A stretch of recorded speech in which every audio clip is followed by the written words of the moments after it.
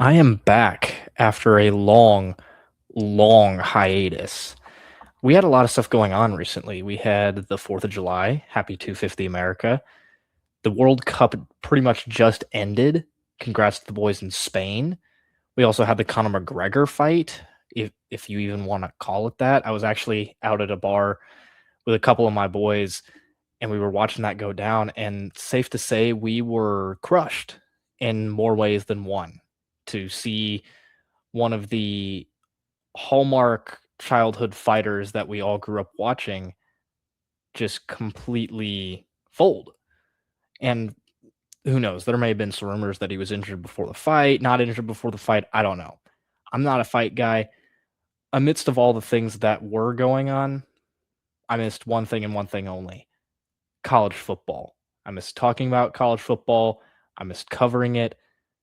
And I've always paid attention to it behind the scenes, but after consuming all the content that had been parading around for the past couple weeks, I'm like, I need to get back onto this.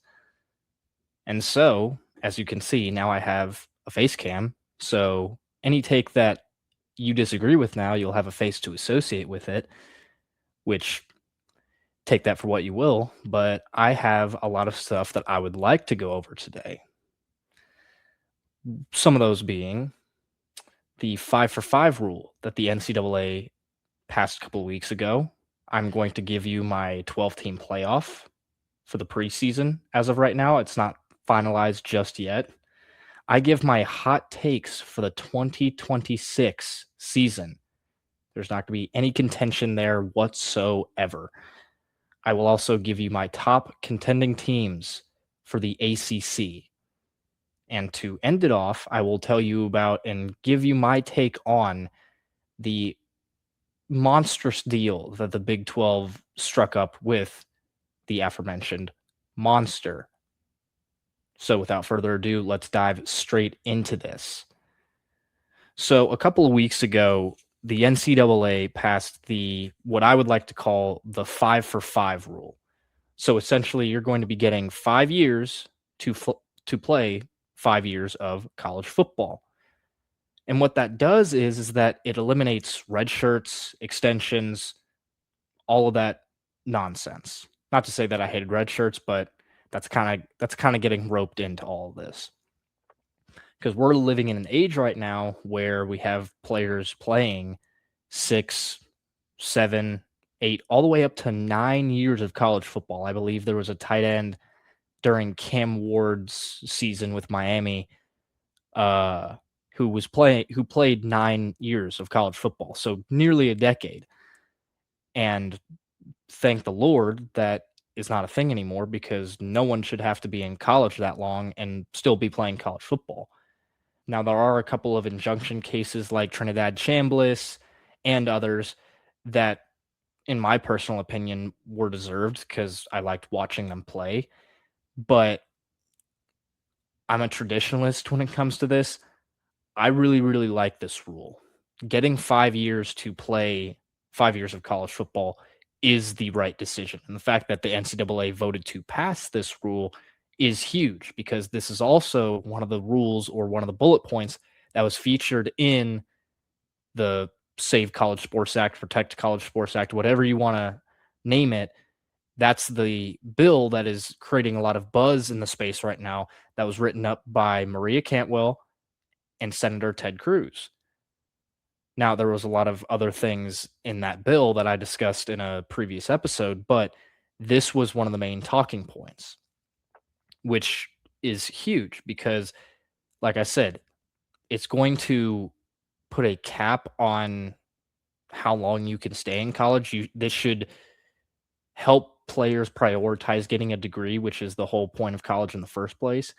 And it's going to stop players that are close to 28, 29 years old playing a sport against 18, 19-year-olds. But a good caveat to this rule that the NCAA stated is that your clock for your 5 years of eligibility either starts when you're 19 years old or upon when you enroll in college, which is huge because some kids enroll when they're 18, some go early when they skip their senior year of high school now because that's becoming a more recurring option for some high school players. But like I said, this is a huge win for the sport, and I'm excited to see what happens as a result of this. We move on. I am now going to give you my projected 12-team playoff. As you can see out here, I'm going to read the seeds 12 all the way to 1. At the 12 seed, this is pretty much going to be my G6 option. I think it's going to be a lot of people's G6 option. I went with New Mexico. They return 18 starters, or actually, 13 starters. Art Briles has got a really good veteran team out there in New Mexico. And it's obviously a shot in the dark whenever you're trying to predict a G6 spot, but I'm fairly confident in the New Mexico Lobos. At the 11 seed, I have the USC Trojans. This is a do or die year for Lincoln Riley. And if he doesn't make a playoff, there are going to be a lot of uncomfortable conversations out there in Southern California. But at the 11 seed, I feel, especially with their schedule, I feel like that would be a well-deserved spot for the Trojans. At the 10 seed, I have the Penn State Nittany Lions. Year one under Matt Campbell, workable schedule. He pretty much imported almost all of his team over from Iowa State. The biggest question is, are they going to be able to translate their game from the Big 12 to the Big 10? That remains to be seen. But with how workable their schedule is, because they don't play Ohio State or Oregon, I believe, so they dodged two of the conference's biggest bullets. I really am confident to say that they are going to the playoffs. I'm not going to say they're a lock quite yet, but it's above 50%. Let's just say that. At the 9 seed, I got Oklahoma. Now, science of the past 4 years would say this is, and the pattern would say that Brent Venables is going to go 6-7 once again, because his first year, 6-7, second year, 10-3, 6-7 2 years ago, a year ago, 10-3, same story. But they bring back John Mateer. They bring in transfer wide receiver Parker Livingston.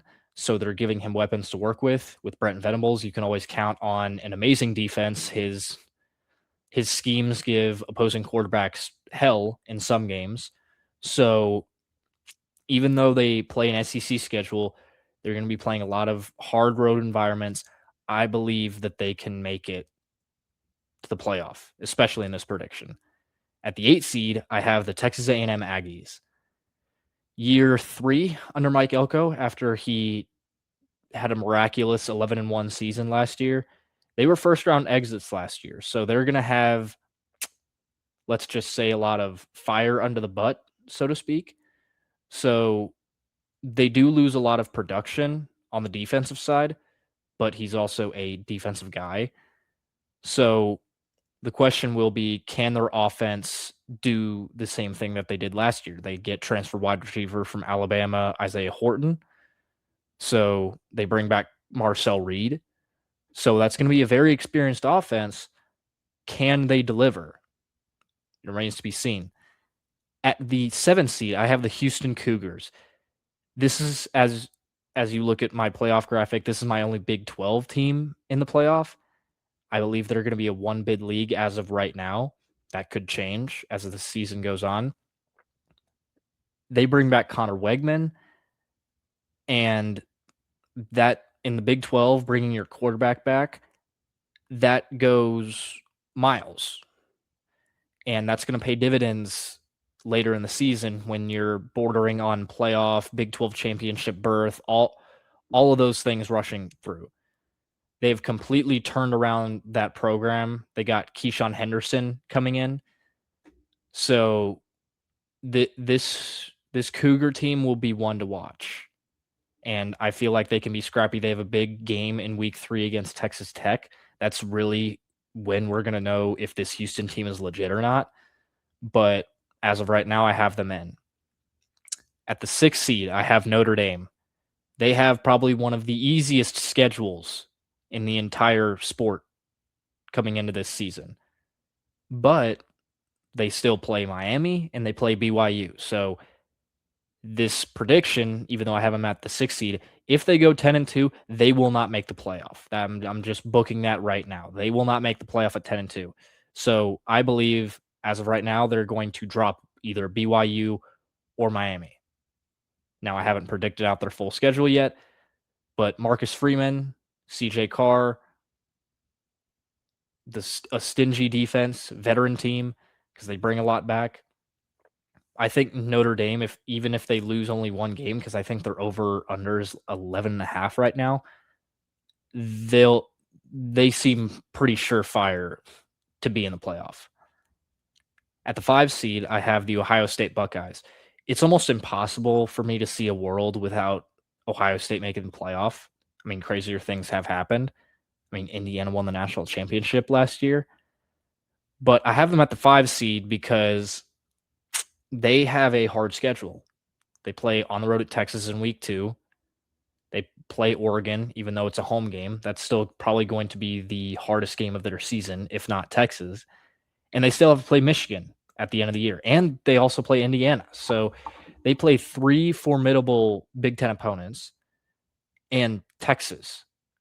So it's hard for me to imagine that the Buckeyes are going to go undefeated. Not to say that they're not going to make the playoff, but I don't see them going undefeated against that schedule. At the 4 seed, I have the Georgia Bulldogs. Kirby Smart, one of, if not the best coaches in college football. According to him last year, that was his best coaching job, which won his back-to-back SEC championships, got his boys in the playoff with a bye.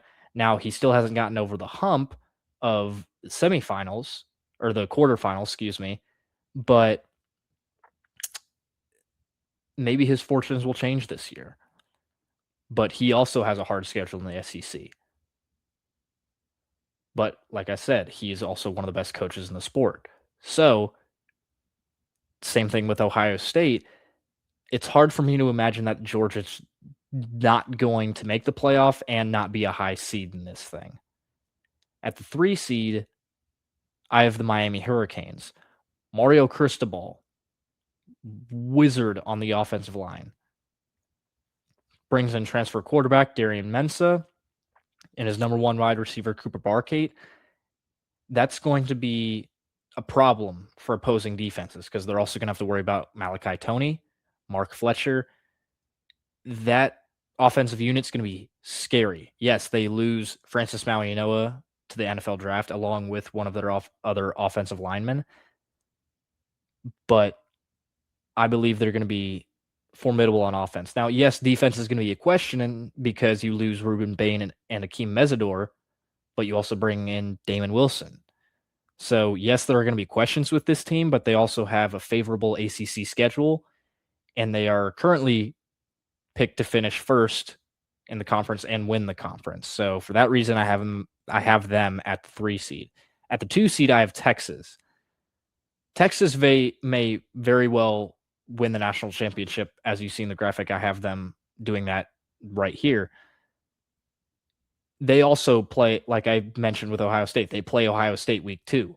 And then on top of that, they have one of, if not the hardest schedule in the country. Obviously, playing OU in Dallas is going to be always a fun one. They play at A&M to end off the year.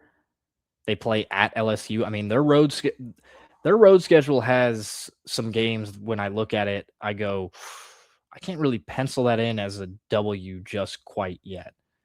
But their transfer portal class was crazy. They brought in Cam Coleman, so another weapon for Arch. They brought in Rasheem Biles, who's a suitable replacement for Anthony Hill.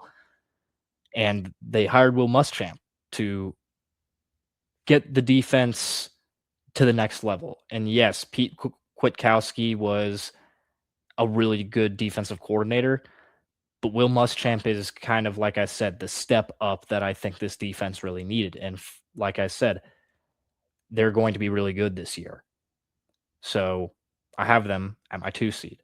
At the 1 seed, though, I have the Oregon Ducks. With their schedule, I think they could possibly go undefeated like they did in 2024. Not to say that it won't be challenged or they will go undefeated. That's a possibility, but they play Ohio State. I believe they play Indiana. I don't. They play Iowa, I know for sure. I don't have the schedule right up in front of me, but they don't have the easiest schedule ever. And people are going to laugh at me when I say this, but week 2 against Oklahoma State, a lot of people are penciling them in to win that game. I mean, I would pick them to win right now, but don't be surprised if the Cowboys look completely different and give you a way more different game than last year's game. But the Oregon Ducks they're the most veteran team in college football. They bring back so much talent on the defense and offense. I mean, heck, Dante Moore, one of the best quarterbacks in the sport, is coming back. He could have gone pro last year. And on top of that, he brings back almost all of his wide receivers, including Evan Stewart, who's going to return after missing the entirety of last season with a lower leg injury. And that doesn't even mention that their defense is crazy. They might have the best front seven in the country, and they bring Coy Parrish, all-star safety from Minnesota. So they are the most complete team in this playoff, and they're well deserving of that 1 seed. Now that I have laid it all out for y'all, let's go over the games. The 2 games that I circle initially are Oklahoma at A&M, because that was a regular season matchup where A&M went on the road to Norman, and now the roles are reversed. OU now goes to College Station. And I circled for the next game USC Notre Dame. This was a rivalry for even before I was born. They've played for, I believe, almost 100 years. And it's been discontinued for the past couple because of scheduling arrangements. To get this in the playoff, I am rooting for this so much. And like I said, a lot of people have already penciled in Notre Dame for the playoff. USC isn't really a sure thing, but if they do make the playoff, it would be a dream if USC plays Notre Dame in the first round. And yes, sure, it would be in South Bend, and a lot of people would pick the Irish to win outright. But just to see a kind of nostalgic rivalry game at night, most likely for all the marbles in the playoff for advance, like survive and advance type vibe, it'd be huge. But like I said, let's go over the rest of the games. Ohio State, I feel like, is going to have no problem mopping up New Mexico. So I have them advancing to the next round. Even though I previewed this game already, Notre Dame, I feel like, will take care of USC. And even though USC just had the number 1 overall recruiting class, those guys, I think, are going to take a little bit more time to develop. And Notre Dame has home field advantage. And South Bend is a lot harder of a place to play than people give it credit for. So the Irish will be advancing to the next round. The next game up, I have Penn State at Houston. Houston, although has home field advantage, it's not a crazy hard place to play. And the Nittany Lions are just a better roster because it's Big 10 versus Big 12. And even though this will probably be the best Houston team we've seen in a long, long time, Penn State will be more battle tested. They will have faced better opponents. And I believe with Matt Campbell's knowledge of the Big 12, I think they'll get it done in round 1 and move on. The last game of this round would be OU at A&M. This could be a coin toss. It could really depend on how that regular season matchup the first time went. And a lot of these teams haven't played in forever. So we will have already seen, it'll be kind of like an OU Alabama type vibe from last year. They'd already played. So this game would probably be a coin toss. but I went with A&M just because Kyle Field, one would hope at night because that place is electric. I feel like with A&M, like I said, with home field advantage, I feel like they can just oust OU, even if OU's defense and John Mateer are firing on all cylinders. Excuse me. I feel like the Aggies can pull this one out. So on to the next round. Georgia versus Ohio State. We got this game a couple of years ago, I believe in 2022, and a lot of people considered this game the national championship because Georgia went on to win it after Noah Ruggles missed the game-winning field goal, and Georgia went on to blow the doors off TCU in the national title game. Well, we get this game once again, and one asks the question, will Ohio State roll like they did when they had to play in round one of the first year of the 12-team playoff, or will Georgia finally get over the quarterfinal hump that they've had on their backs for the past 2 seasons? I went with Ohio State here because they just have a lot more weapons. Julian Sand has the best wide receiver core in the entire sport. Jeremiah Smith is the best player in college football, along with Brandon Inniss and freshman Chris Henry. We haven't even seen him play yet, and people are already saying he's going to be up there with Jeremiah Smith. So their offense is set. Their defense, like I said, is a bigger question mark, but they have Matt Patricia. Like what Ryan Day has up there is pretty much a Death Star in terms of an organization.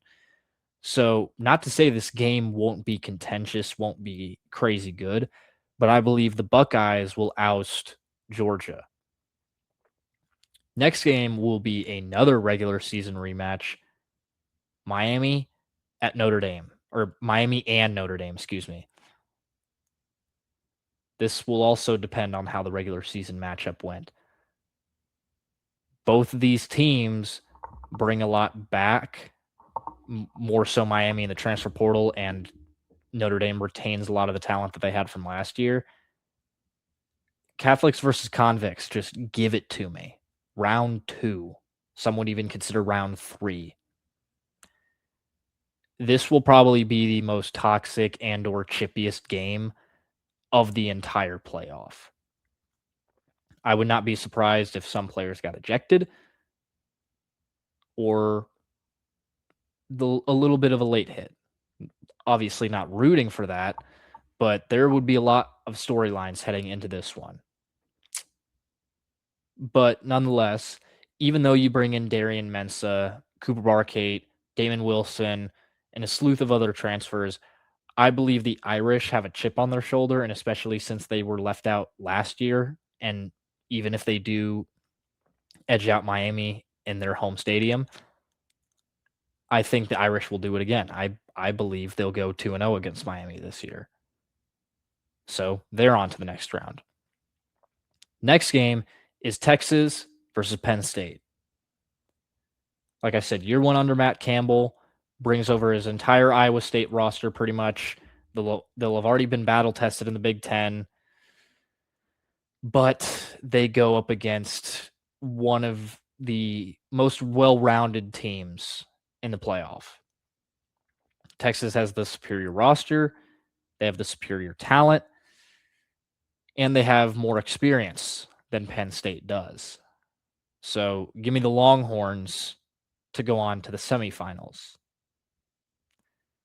The last game of this round would be Oregon versus A&M, which I feel bad for the Aggies here because they will have just gritted out a win against OU with one of the most stingy defenses in this entire tournament, and then they'll have to face the most well-rounded team or most complete team in the playoff and in the country.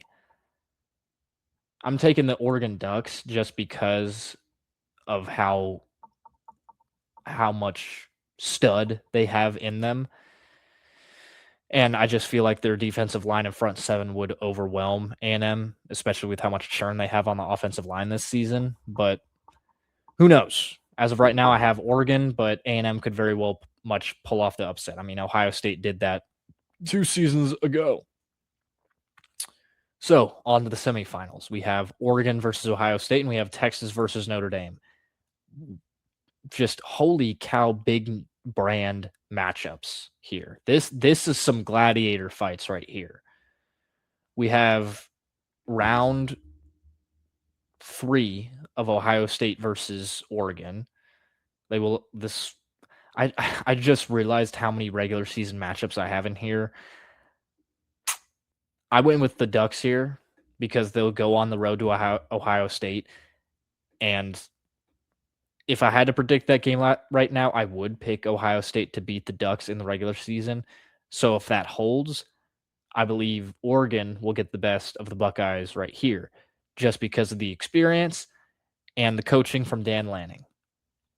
Now, Texas versus Notre Dame, this is a lot more interesting, and a lot of people would call me a homer because I like Texas here. This will be a closer game than people give this credit for. I believe this will come down to the last 5-ish minutes of the fourth quarter. I could very well see this game going to overtime. But Texas has the superior roster. They have been more battle tested through an SEC schedule. I just think that they can finally get over the hump because Sark has been chomping at the bit for this. Even though they missed the playoff last season, the 2 seasons before that, they were in the semifinals pretty much a play away. I don't think that Achilles heel will bite them this time. So I believe that the Longhorns will advance to the national championship game. And then, as you can see, it is now Oregon versus Texas. Big brand versus big brand, like I said, for the semifinals.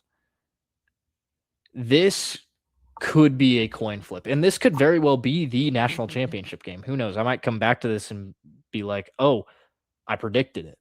I booked it. And a lot of people are. A lot of experts are. I mean, Josh Pate hasn't released his yet, and I don't think many other people have. But this is probably going to be a popular pick for the national championship matchup.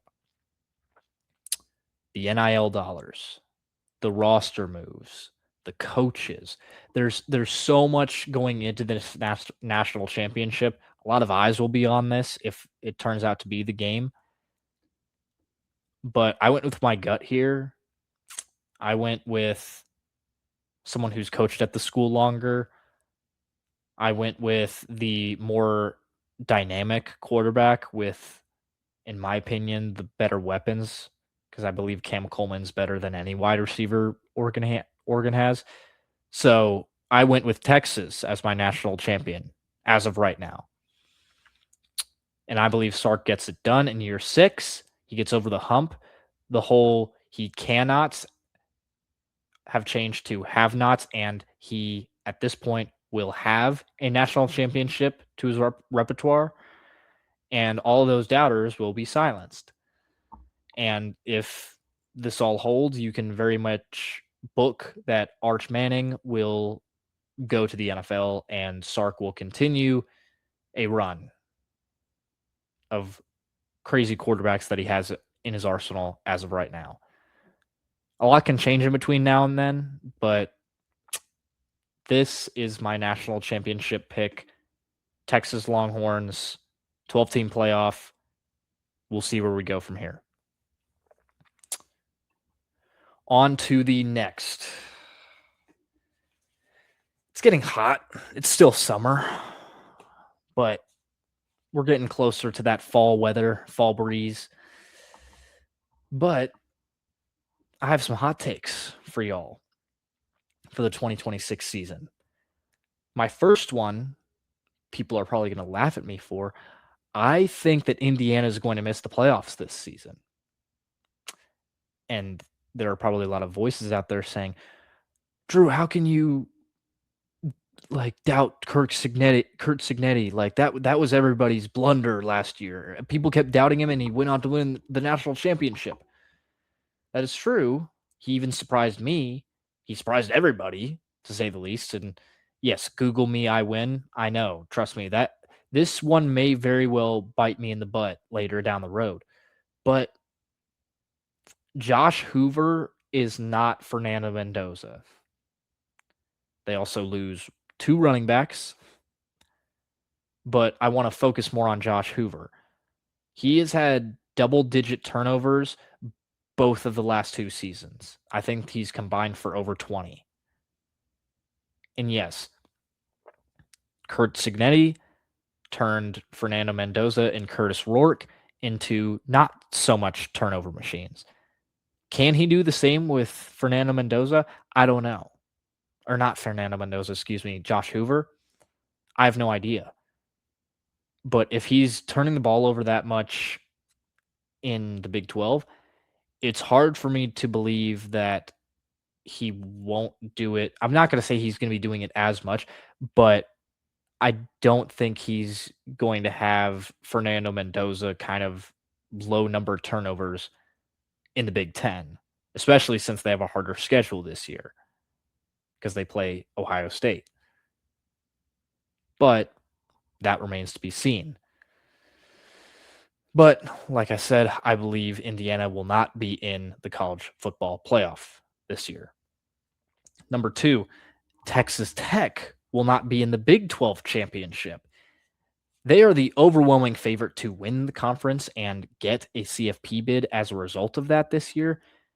They've been the talk of the town for the offseason with all this Brendan Sorsby stuff. And Will Hammond may very well step in and rip like he was against Utah. But I still feel like they're going to be a little distracted. Yes, Joey McGuire is an amazing coach, and Cody Campbell's fueling that whole program with oil and money. But I believe this engine's going to run out of steam at some point, and they have a couple road games that you have circled. Yes, their schedule is cake compared to a lot of other opponents, but they play Houston week 3. They go to Stillwater, Oklahoma. They go on the road to a couple of places where you kind of raise your eyebrow being like, you can't really circle that as a win. But who knows? The Red Raiders, they could be rolling like they were last year. I just think as of right now, I don't think they'll go to the Big 12 championship. My next one, Ohio State will regress, and I'm going to put this kind of like in like star this one. When I say regress, I don't mean they'll have 3 losses. But with who they play this year, I could very well see them not going undefeated like they did last year. They don't have a walk in the park Notre Dame or Northwestern, Purdue, all that stuff. They will have their kind of cupcake Big 10 teams that they can walk all over, but they have to play Oregon. They have to play Indiana. They have to play Texas. And it's hard for me to think that they're going to win all 3 of those. They very well could and could win the national championship. At that point, we would all book it. But they will regress because they've lost so much on the defense. More like particularly, their offense will still be explosive, but I still think they will regress in some form or fashion. But we'll see. Next thing, this, if you know me, is also a homer pick, but Oklahoma State will win double-digit games. Yes, they play Oregon week 2. You can chalk that up as an L if you want to. I mean, like I said, I would pick Oregon right now. But then you look at their schedule, and there's 2 games that I have circled. At Houston and a home game against Texas Tech. Those are going to be pretty much their 2 hardest games all year. I could see them winning both. I wouldn't bet on seeing them win both, but I think they'll win one of them if I had to bet it right now. So I could see them winning 2 games. I mean, Eric Morris brought his entire staff and almost his entire team from North Texas up to Stillwater. And from what I've been hearing, it's a lot of what Curt Cignetti did when he brought his team over from JMU to Indiana. And I think he even brought more transfer, like Eric Morris brought more transfers. I think he said 19, but Google says 17. I don't know. It's going to be double digit, close to 20 transfers from North Texas. So he'll already have chemistry. It'll be the same system. He'll call the plays for Drew Mestamaker still. Watch out for the Cowboys in the Big 12. That's all I'll say on that.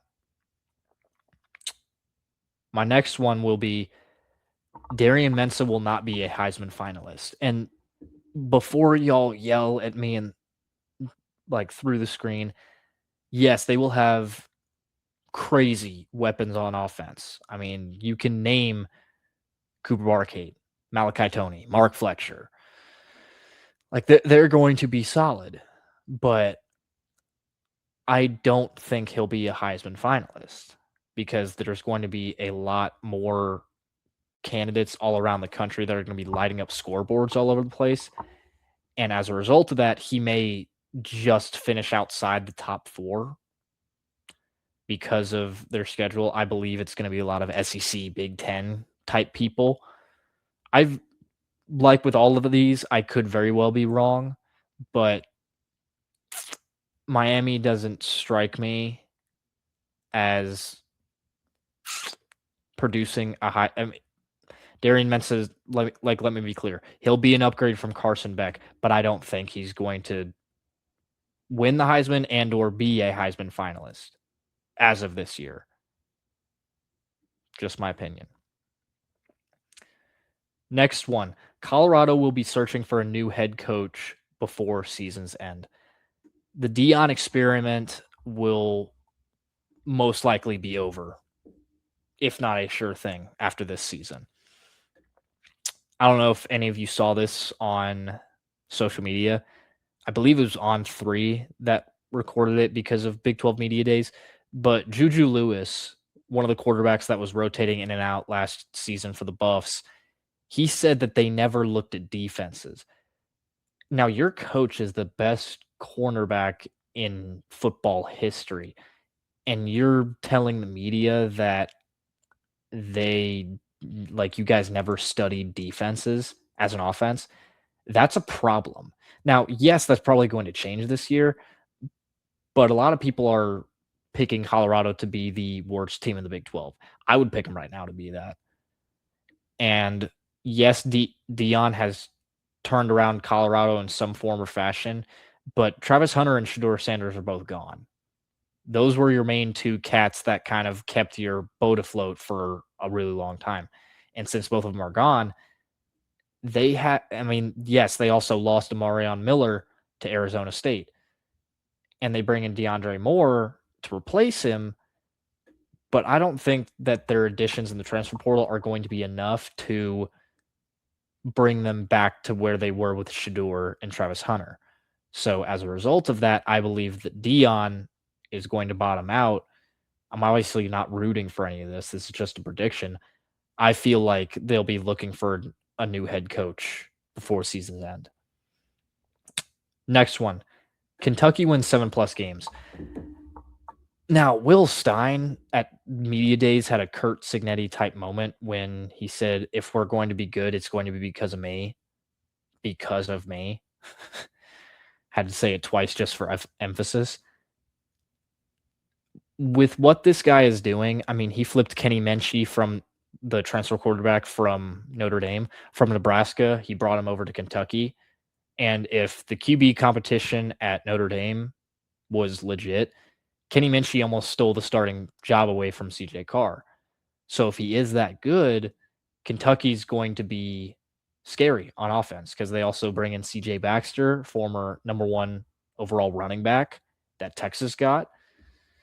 And he's transferred from Texas.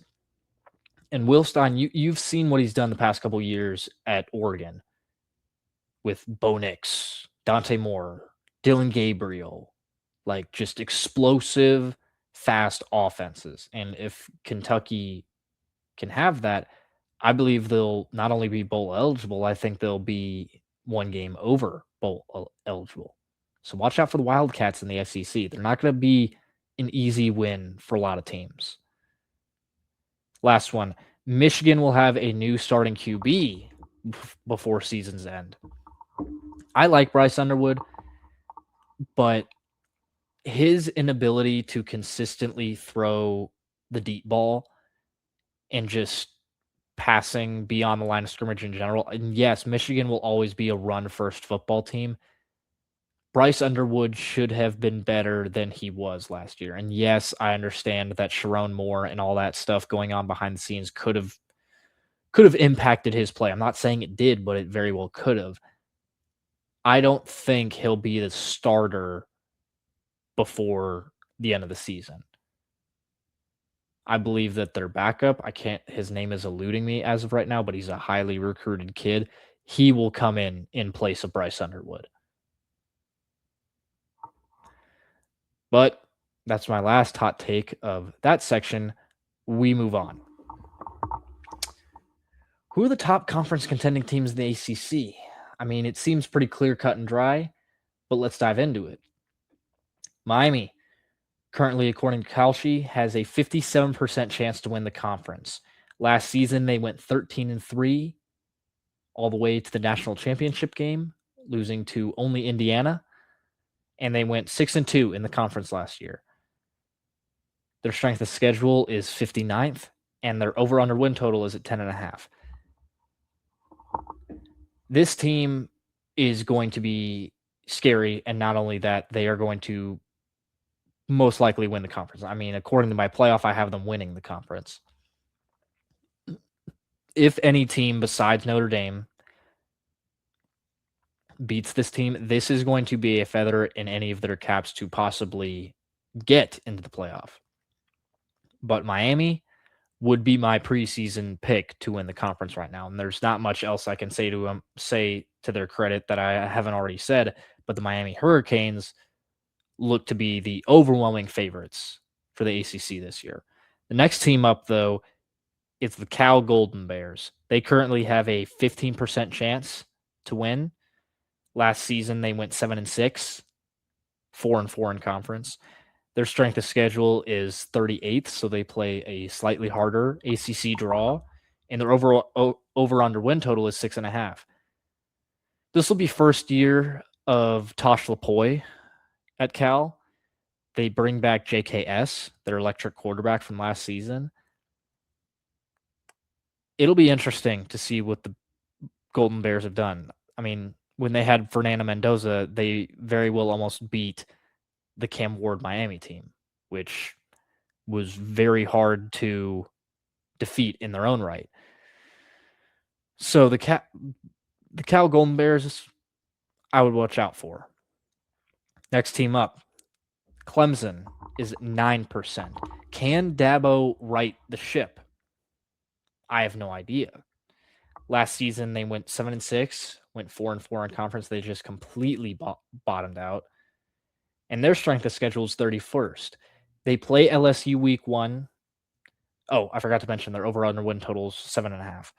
They play LSU week 1 in Death Valley this time. So we'll find out literally week 1 of the college football season what Dabo has cooking. And yes, I love that he has stuck to his morals and rationale this whole entire time. But if this season goes like how last season went, we could be having some very uncomfortable conversations up there in Clemson, South Carolina. I'm personally rooting for Dabo, but we're kind of getting all tired out of him touting his resume from almost 10 years ago. That was a completely different era. The sport has changed tenfold since then. So will he adapt? I have no idea. They play a hard-ish ACC schedule, so we'll see. Next team up is Louisville. They have an 8% chance to win. Last season, they went 9-4, 4-4 in conference. Strength of schedule is 35th, and their over-under win total is 7.5. They bring back Isaac Brown, one of the best halfbacks in the ACC.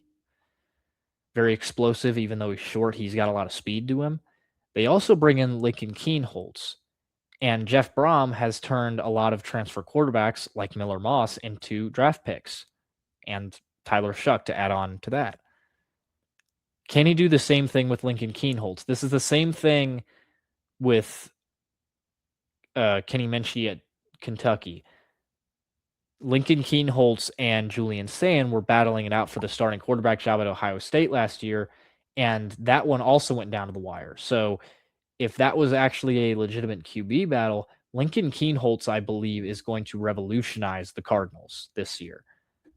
So I feel like Jeff Brom is going to go over that 7.5 win total.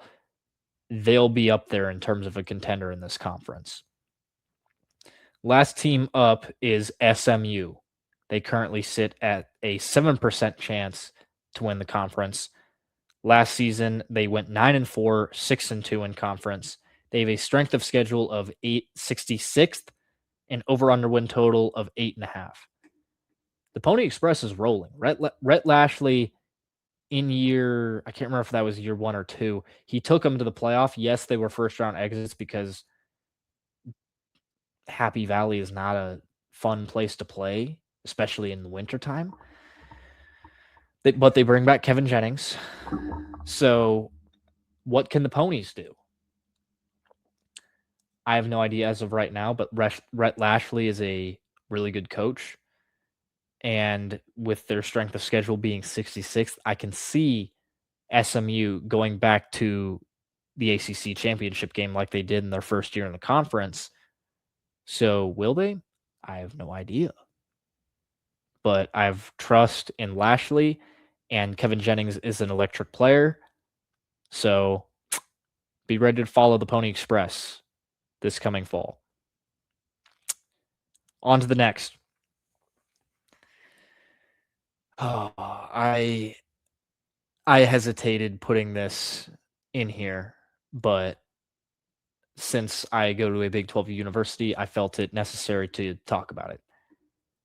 The Big 12 announced at Big 12 Media Days, per Brett Yormark, that they partnered with Monster in a sponsorship deal. Now, face value, you're like, oh, that actually looks pretty good. Like, what are they going to make? That's everybody's next question to that. Well, $20 million a year. Not $20 million per team. No. $20 million a year. And so if you do the math, there's 16 teams in the Big 12. That averages out to $1.25 million per team. And, let me just read what Monster's going to be getting out of this.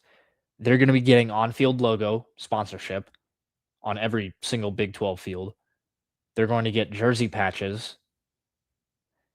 And on top of that, every single Big 12 game that's on broadcast, they're going to announce it as Monster Energy Big 12 football. So Monster just fleeced the Big 12. I don't know how this happened. I can't imagine that there's any school member institution, rather, that is happy with this. Now, yes, they get $1.25 million, but that's nothing. That is nothing. Like, are you serious? Like,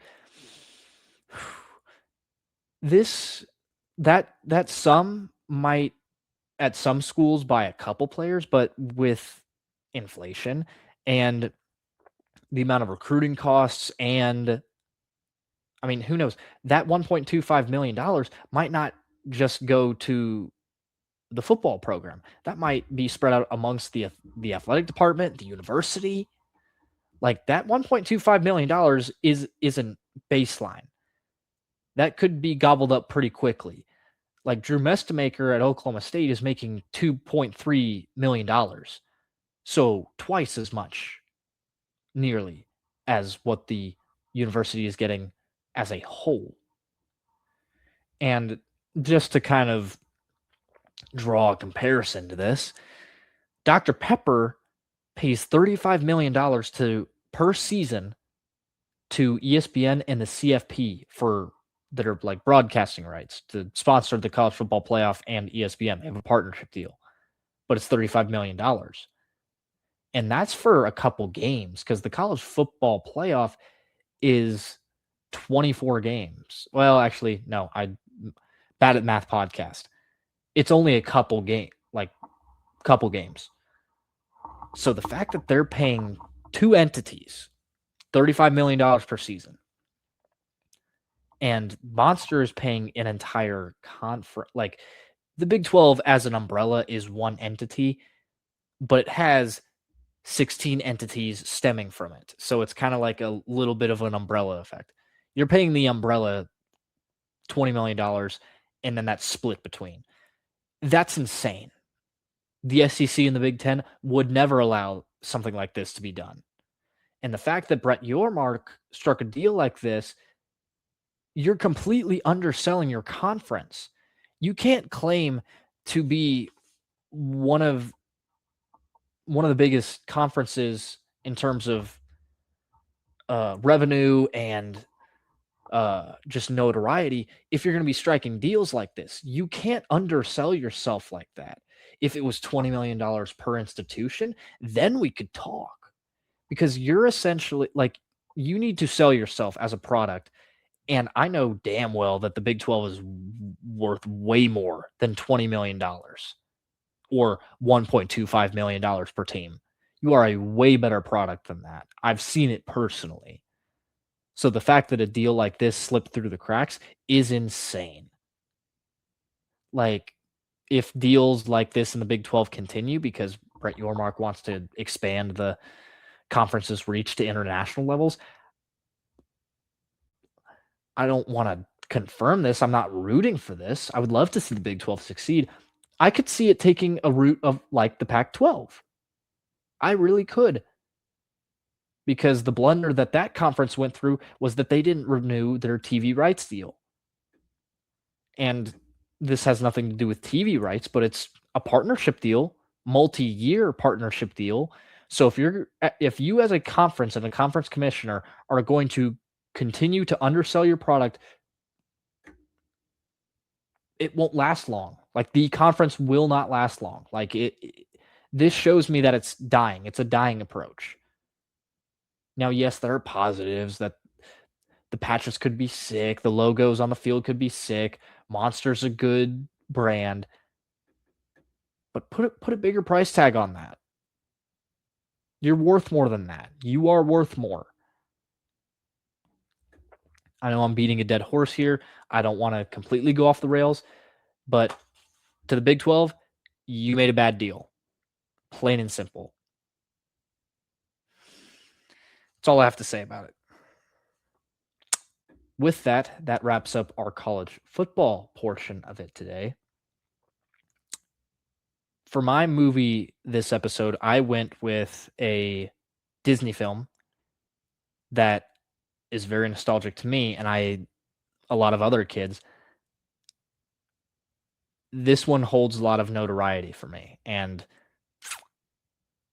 I think about it sometimes. A lot of people joke about if the world's going to end, like, will it end up like this? Will we go to space?